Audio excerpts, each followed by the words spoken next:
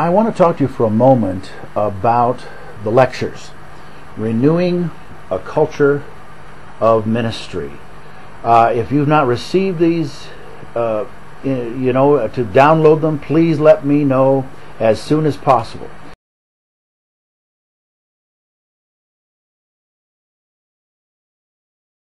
Because you will need these. This becomes actually our third text for our class together. Now, let me talk to you about it for just a moment. In the textbooks, we deal with organizational culture in a business model. In the lectures, I'm going to deal with organizational culture for faith-based ministries. Now, there's some overlap, but remember, the basic core of these two are quite different.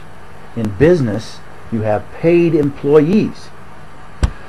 In faith-based organizations, you primarily have volunteers. See, the bottom line of a business is profit. Has to be. They do all the rest, but profit finally is it. But for a faith-based organization, the bottom line is faithfulness. Let me give you an example. Many business books, in one way or another, particularly popular some years ago, to quote the golden rule. Do unto others as you would have them do unto you. Now, why would a business do that? Because it's profitable. It works. It expands their profitability over a long period of time.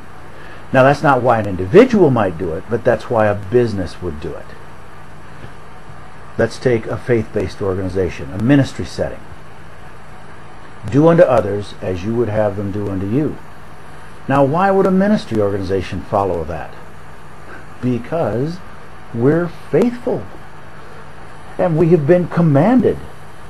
And we must obey. Whatever else happens, no matter what our profit margin is, we still have to obey the golden rule. We have to be faithful. That's the difference. Now, there's one more difference I want to point out to you.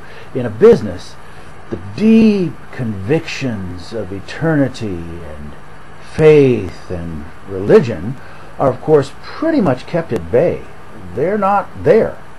Because these are divisive, these are powerful, these are emotion-charged issues for people. But in a faith-based organization, this is what we're about. And they are so much a part of the culture, they permeate it at every level. That's why we need to see the difference in application when we talk about organizational culture in the business and organizational culture in the faith-based organization, the church, the social services network, etc., and so forth. That's what these lectures do. They apply the idea to faith-based organizations. Now,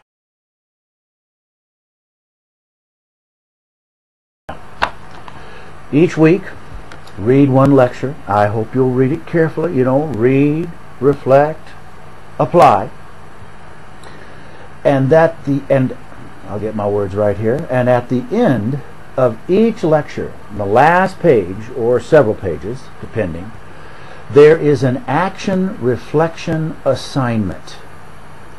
And this is your weekly post. You are to do the assignment and then post your response. So for the business side, you'll be reading the text and posting your reflection on the text. For the faith-based side, you'll be reading the lecture and doing the action reflection assignment and posting that as well.